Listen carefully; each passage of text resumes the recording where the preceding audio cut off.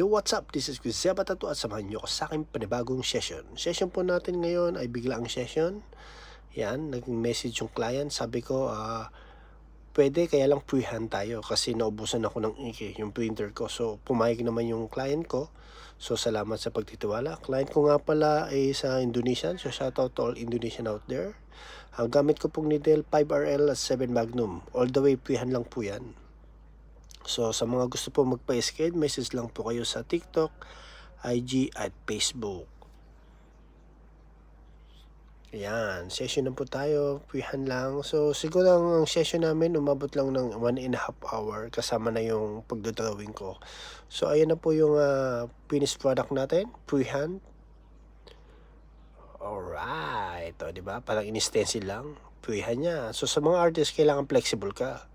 So, marunong ka dapat mag-freehand kasi pag wala kang stencil, hindi ka na magtatato, di ba? Oh, yan. So, freehand lang tayo minsan.